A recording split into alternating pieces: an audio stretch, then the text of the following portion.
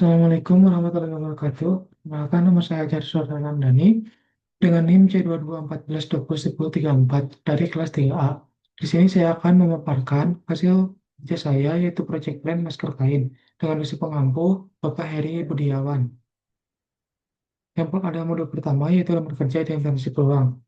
Untuk problemnya di sini saya mengambil infeksi saluran pernapasan. Untuk possible solutionnya ada edukasi online, produk masker terjangkau, promosi melalui media sosial. Untuk marketability-nya ya semua untuk ADC treatmentnya meski berbahan breathable. Untuk unggulannya berbahan tidak gerah, kenyamanan saat digunakan, sirkulasi udara yang lebih baik. Untuk perbatasan tersebut ada strange, ringan dan tidak menyebabkan keringat berlebih, nyaman digunakan, ramah lingkungan. Untuk weakness-nya perlu sering dicuci, kurang kedap di area mulut dan hidung. Tidak tahan lama jika dicuci terlalu sering. Untuk opportunity bisa dipasarkan sebagai produk ramah lingkungan, bisa dikembangkan dengan fitur anti bakteri dan anti bau.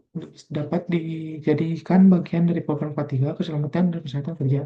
Untuk triknya, persaingan pasar yang sangat ketat, penurunan permintaan pasca pandemi, munculnya bahan atau teknologi masker yang unggul.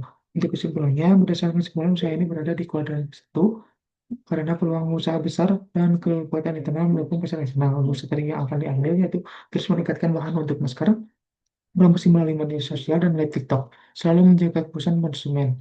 Untuk modul kedua, bisnis komunikasi. Ada problem yang pertama, kurang peduli masyarakat terhadap polusi udara di sekitarnya.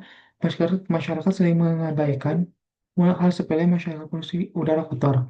Untuk solusinya, masker yang berbahan breathable yang nyaman digunakan dan bebas dari polusi udara yang kurang bagus. Edukasi terhadap konsumen melalui buzzer atau media sosial yang menarik. Untuk unique value position, masker yang berbahan breathable tidak gerak saat dipakai, dicuci sudah kotor, bisa custom warna dan sebagainya. Untuk unvantage, bisa custom produk untuk kebutuhan pabrik atau kemauan pelanggan. Yang kedua, bahan yang nyaman dipakai karena terbuat dari bahan premium. Tiga, menciptakan hubungan yang bagus antara toko kain dan penjahit profesional. Untuk customer success-nya adalah pasien infeksi saluran pernapasan yang sering melalui perlindungan lebih tidak menyebar. Masyarakat yang tidak kelihatan udara kotor. Untuk yang meterik, menjaga kebersihan pelanggan yang sudah beli produk. Pertumbuhan peningkatan sosial, banyaknya pelanggan kembali produk. Untuk candinya penjualan offline, budget besar ditipsi melalui toko kain, pemasaran platform sosial. Untuk cost struktur, modal awal, produksi, biaya penjualan, promosi, biaya distribusi, biaya tak terduga. Dari sini penjualan pendekatan menanti keuntungan seperti mendapat gratis atau masker penonton keuntungan tambahan untuk pembeli yang berkenan. Yang ketiga, bekerja sama untuk klien dan penjahit. Dan selanjutnya ada model 3, workshop rencana produksi. Mengidentifikasi kebutuhan produk. Orientasi kebutuhan proses produk. Untuk formatnya, identifikasi bahan produksi, ada kategori bahan baku, ada bahan baku bertahap 1, 2, dan bahan penunjang. Untuk bahan baku utama ada kain, jumlah 2 meter, biaya satuan 33.000, untuk biaya keseluruhan 66.000. Untuk bahan baku kedua ada benang 2 pieces, biaya satuan 5.000, untuk biaya keseluruhan 10.000. Untuk bahan penunjang ada label dan jarum jahit. Sehingga ada 3 pack, 2 pieces. Untuk biaya keseluruhannya 30 sama 10. Untuk total biayanya 116.000. Untuk ini masih proses produksi mandiri, ada kebutuhan alat, kebutuhan sumber daya manusia, kebutuhan IT, kebutuhan lain-lain. Untuk kebutuhan alat ada mesin jahit, gunting jahit. Untuk kebutuhan SDM ada gaji karyawan. Untuk kebutuhan IT, kuota internet, biaya listrik, untuk lain-lain. Untuk jumlahnya satu pcs 20 GB 20 GB per bulan. Untuk kesatuannya ada untuk mesin jahit 1.630.000, untuk gunting jahit 3.000. Gaji karyawan 1 juta per bulan. Untuk kota 40.000, untuk listrik 100. Jadi totalnya ada 2.873.000. Untuk modul 4 ada ada strategi retensi SDM. Untuk pembagian tugas ada HR sebagai pemilik usaha, Fagura sebagai karyawan. Untuk tugas utama, pemilik usaha perencanaan pemasaran, keuangan, dan pembelian bahan. Untuk tanggung jawabnya pengambilan keputusan utama dan evaluasi perusahaan usaha. Untuk karyawan, fokus pada proses teknisi, produksi, quality control, dan pemasaran. Untuk tanggung jawabnya membuat produk dengan kualitas bagus. Contoh monitoring sumber daya manusia, Fagura sebagai karyawan, kehadirannya bagus, tugas diselesaikan, bagus 10 dari 10, kualitas kerja 5, sikap 5, catatan teman pekerjaan sangat bagus, pertahankan performa. Untuk pemeliharaan dan pengembangan sumber daya manusia, untuk aspeknya, pemeliharaan SDM, memberikan untuk kegiatannya, memberikan waktu untuk istirahat yang cukup, memberikan aspirasi. Untuk tujuannya mencegah kelelahan dan mencegah kesehatan kerja, meningkatkan semangat kerja dan realitas. Untuk waktunya harian saat tercapai target pemilik usaha. Pengembangannya, pengembangan SDM-nya yaitu latih karyawan untuk menjahit lebih cepat dan rapi, memberi kesempatan menyampaikan ide atau kendala. Tujuannya itu meningkatkan kualitas kerja dan kecepatan produksi, memberi ruang pengembangan diri, mendorong keterlibatan kerja. Untuk waktunya 1 atau 2 bulan jika perlu atau bulanan. Untuk penanggung jawabnya pemilik usaha. Untuk strategi retensi sumber daya manusia, ada lingkungan kerja yang retensinya, strategi retensinya ada lingkungan kerja, terus kegiatannya menyediakan tempat kerja yang bersih, tenang, dan bisa yang cukup. Untuk tujuannya meningkatkan kenyamanan kerja dan mencegah stres. Untuk komunikasi terbuka, yaitu tujuan kegiatannya untuk memberi ruang diskusi, santai, mendengarkan keluhan. Untuk tujuannya meningkatkan keterlibatan dan merasa dihargai. Yang ketiga ada pengaturan beban kerja. Kegiatannya menetapkan target produksi yang realistis sesuai kapasitas. Tujuannya untuk mencegah kelelahan dan burnout. Yang keempat apresiasi dan pengakuan. Kegiatannya memberikan ucapan terima kasih, bonus kecil, atau hadiah simbolis. Tujuannya meningkatkan motivasi dan kualitas kerja. Yang kelima kepastian dan kejelasan tugas, yaitu memberikan uraian kerja yang jelas dan tidak tumpang tindih. Tujuannya untuk menghindari kebingungan dan konflik kerja. Yang kelima ada rencana keuangan. Sini ada pendapatan 60 juta tahun pertama, kedua 3. Untuk harga per unit di tahun pertama 5.000, di tahun kedua 5.500, di tahun ketiga 36.000.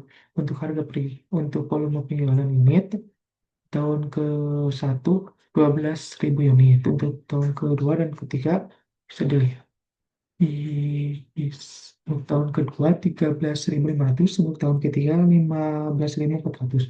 Untuk HPP yang tahun ke satu 24 juta.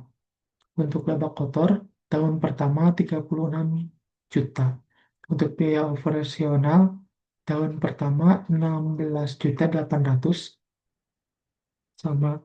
Untuk gaji dan tunjangan, tahun pertama 12 juta. Untuk pemasaran dan promosi, tahun pertama 600.000. Untuk lain-lainnya, tahun pertama 3.600.000. 3.600.000. Untuk laba operasionalnya, tahun pertama 12.200.000. Untuk pajaknya 20%. Untuk yang pertama 3.840.000. Untuk laba bersihnya yang pertama 6.720.000. Untuk tahun kedua 20.520.000. Untuk tahun ketiga 25.320.000.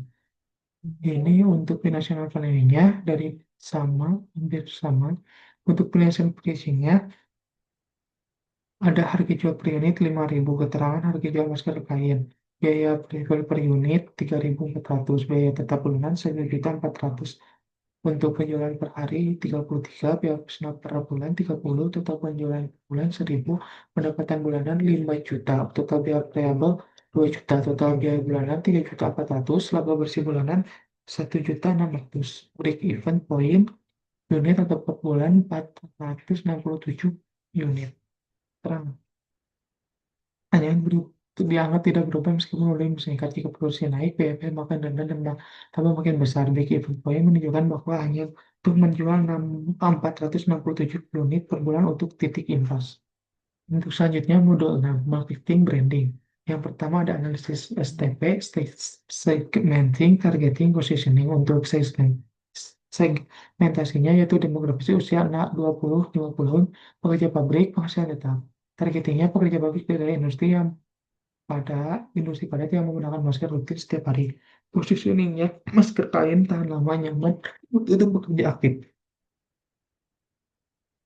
Untuk konten marketingnya, caption promosi, visual edukatif, tesnya pelanggan. Untuk caption Instagramnya, kerja nyaman, nafas aman. Safe work hadir untuk lindungi kamu di pabrik. Nyaman dipakai seharian, bisa dicuci berkali-kali, lebih hemat dari masker sekali pakai. Untuk konten pemasaran berupa gambarnya ini dan logonya seperti ini. Untuk rencana kampanye digital sederhana, ada nama brand atau produk di sini bisa kain. Contohnya, Safe Work Lindungi Kesehatan. Tujuan kampanye meningkatkan penjualan dan awareness di kalangan kerja pabrik. Contohnya, seperti slide kampanye jaga kesehatan pernafasan dengan masker. Untuk segmentasi dan targeting, pekerja pabrik usia 20-50 tahun aktif bekerja di lapangan. Untuk platform digital, WhatsApp, Instagram, Facebook. Untuk konten utama kampanye, promo paket 5 biji testimoni pelanggan video pendek soal cara pakai dan cuci masker. Untuk contohnya seperti aplikasi Asma Carousel. Untuk jadwal positioning, posting Senin sampai Jumat. Untuk strategi customer, pas respon WA. Untuk yang selanjutnya indikator kebersihan jumlah klik, share, follower baru, dan penjualan via online. Untuk selanjutnya simulasi dan untuk feed konten, desain Canva untuk feed IG dan katalog WA. Untuk penutup dan refleksi, kampanye butuh konten menarik, bahasa yang simpel, dan kesabaran membangun trust. Sekian dari saya. Wassalamualaikum warahmatullahi wabarakatuh.